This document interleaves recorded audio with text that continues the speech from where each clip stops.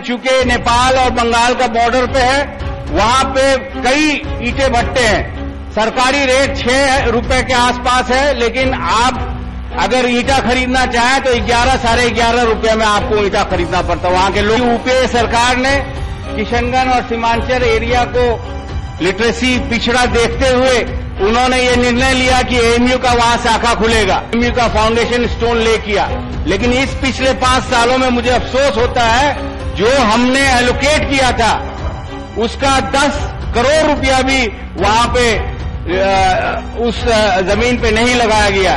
जबरदस्ती सरकार ने गरीबों से टॉयलेट बनवाया, गरीबों ने उधार पे लोन पे पैसा लेके टॉयलेट बनाया। दहाड़े गोली मार दी जाती है, दिन दहाड़े पेरेंट्स के सामने बच्चियों का वॉयलेट किया जाता है। सरकार कहती है कि धान हम 1750 रुपए प्रति क्विंटल लेंगे, लेकिन आप बिहार के किसी कोने में चले जाएं, आपको 1300 साढ़े 1300 में धान बिकता हर हाट में दिखता होगा।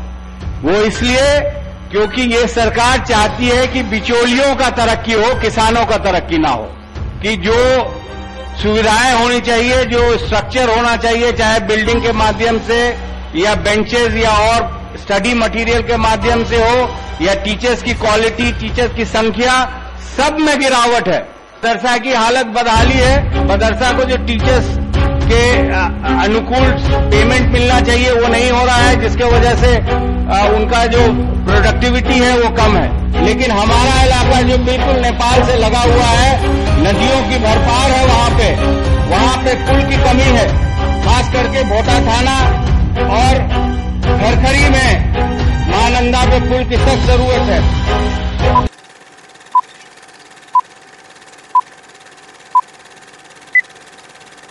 जावेद महोदय, बहुत बहुत शुक्रिया, आपने मुझे मौका दिया बोलने के लिए।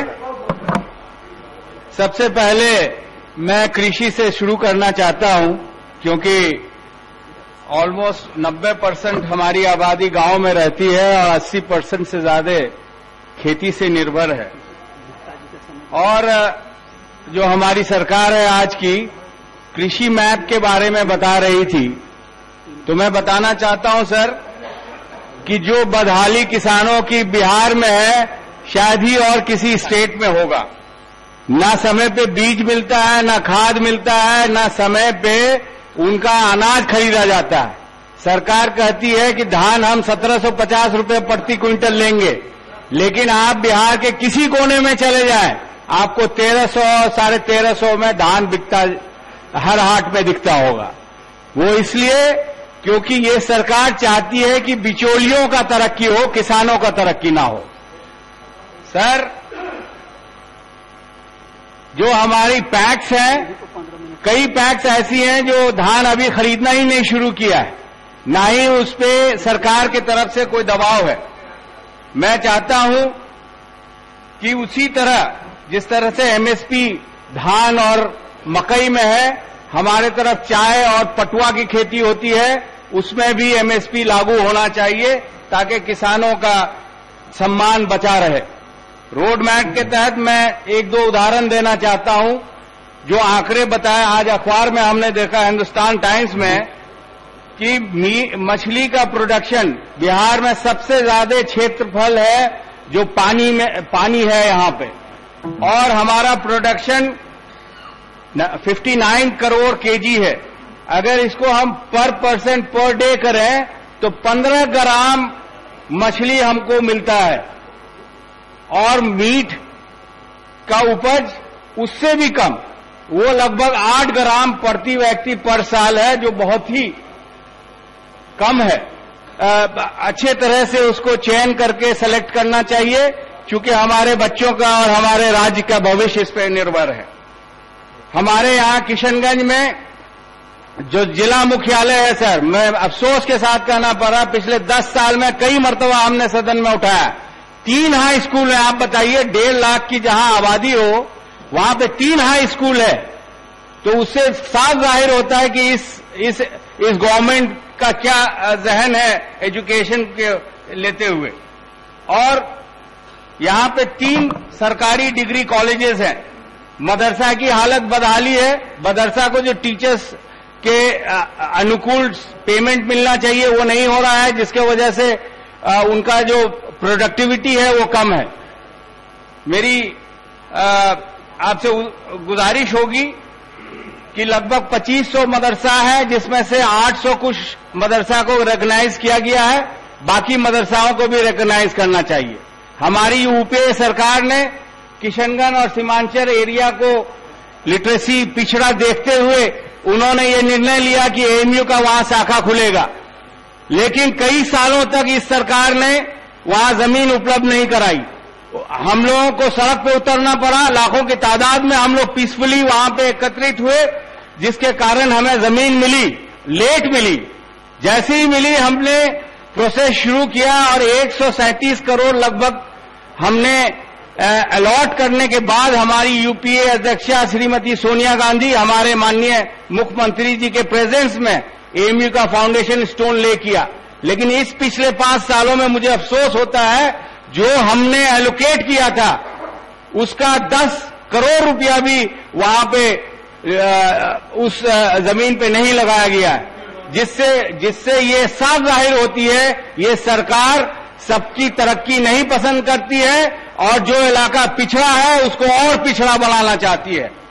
सर, टीईटी का एग्जाम हुआ 2013 में और वैकेंसी 2700 की निकली, जिसमें बड़ी मुश्किल के बाद जब हमारा सरकार में पार्टिसिपेशन था 12,000 लोगों का नियुक्ति हुआ, लेकिन आज भी 15,000 नियुक्ति नहीं हुई। क्यों नहीं हुई?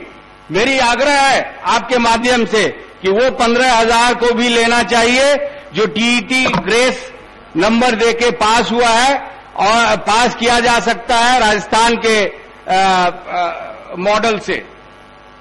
लॉ एंड ऑर्डर के बारे में जितना कम बताया जाए उतना बेहतर है।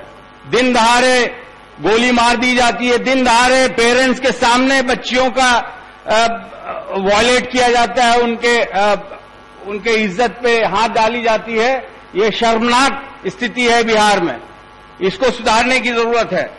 के बारे में मैं कहना चाहता हूं कि सरकार ने बताया कि 8 मेगा पुल बना है, 2124 पुल बने हैं, लेकिन हमारा इलाका जो बिल्कुल नेपाल से लगा हुआ है, नदियों की भरपार है, वहां पे पुल की कमी है।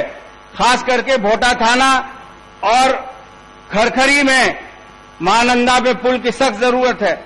उसी तरह लौचा पुल टेरागाछ में भी सख्त जरूरत है। अभी गवर्नमेंट की तरफ से बताया गया कि ओडीएफ स्कीम के तहत लगभग 1 करोड़ टॉयलेट्स बने हैं। ये सबसे बड़ा बिहार में गरीबों के साथ घोटाला हुआ है। जबरदस्ती सरकार ने गरीबों से टॉयलेट बनवाया, गरीबों ने उधार पे लोन पे पैसा लेके टॉयलेट बनाया और सूद का रकम दुगुना हो गया है। जब वो पैसा लेने जाते हैं सरकार से, इनके जो ब्लॉक के ऑफिशियल्स हैं किसी को पैसा नहीं देते हैं जब तक उनको 1000 से 1500 रुपए नहीं मिल जाते हैं। ये अत्याचार है, इस पे हम ऑब्जेक्ट करते हैं और सुशासन सरकार से आग्रह करते हैं कि इसको रोक कीजिए और जितने शौचालय बने हैं उसको जल्द से जल्द आप उसमें उनको पैसा दिलाने की पैसा दिलाएं। सर, एनवायरमेंट के बारे में बताना चाहता हूं। किशनगंज चूंकि नेपाल और बंगाल का बॉर्डर पे है, वहां पे कई ईंटे भट्टे हैं। सरकारी रेट 6 रुपए के आसपास है, लेकिन आप अगर ईंटा खरीदना चाहें तो 11 साढ़े 11 रुपए में आपको ईंटा खरीदना पड़ता है वहां के लोकल गरीब लोगों को, जो सरासर नाइंसाफी है। जमीन हमारा खराब, पानी हमारा खराब, हवा हमारा खराब, लेकिन हमें डबल दाम पे दिया जा रहा है। और ये सब ईंटा बंगाल और नेपाल जा रहा है, इस पे कोई रोक नहीं है। वहां के मिली जुली जो सरकारी ऑफिशियल्स हैं, ये एक कमाई का जरिया बना लिए हैं। और किशनगंज शहर में एक रमजान नदी बहती है, जिसके बारे में इस सदन में पिछले 20 साल से मैं अलग अलग वक्त में उठाया है मैंने मामला, लेकिन सरकार सुनना नहीं चाहती। यहां पे जो दोनों तरफ तट है उस पे जमीन भू माफियाओं ने डिस्ट्रिक्ट और ब्लॉक लेवल के ऑफिसर से मिलके करोड़ों अरबों रुपए की जमीन घोटाला करके लोगों को भेज दिया। 2 मिनट टाइम आपके पास। हाँ सर, मैं 5 मिनट 2 ही मिनट दिया जाए, लिख के दिया तो इस ये बहुत हिसाब से सर ये बहुत महत्वपूर्ण जानकारी मैं देना चाहता हूं सर। ये इसलिए क्योंकि हर शहर आज के दिन में बढ़ रहा है, लेकिन किशनगंज ऐसा शहर है, ये नदी जो नाला बन गया है ये 6 महीने महकती है, और जिसके कारण किशनगंज वासी सब बीमार पड़ रहे हैं इस नदी के कारण। मेरी आपसे आपके द्वारा आग्रह है इस सरकार को कि इसको जल्द से जल्द इसकी नपाई करके इसका जो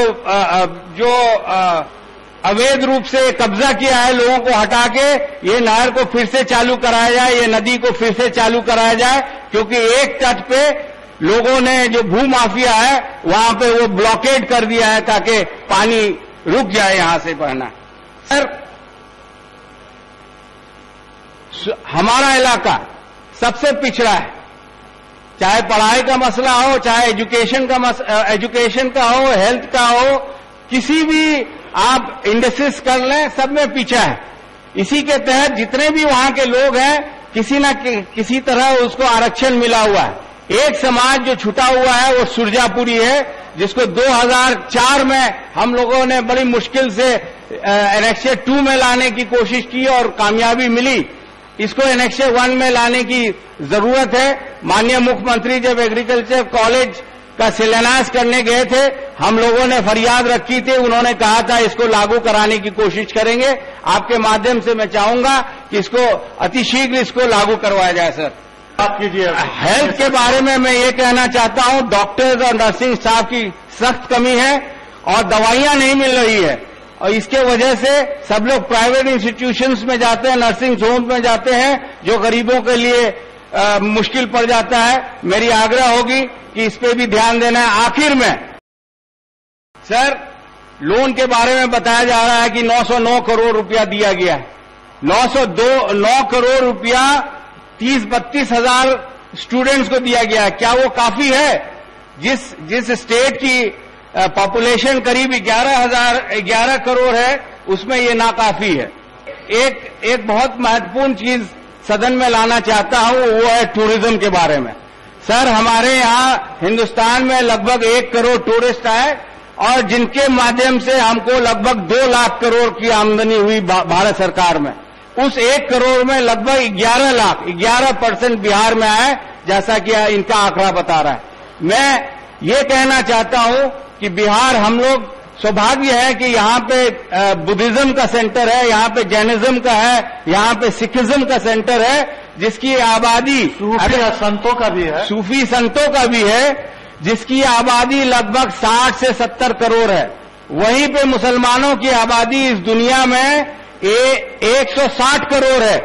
160 करोड़ के सऊदी अरेबिया जहां मक्का में है, वहां उनकी आमदनी खाली टूरिज्म से 4 से 5 लाख करोड़ होती है।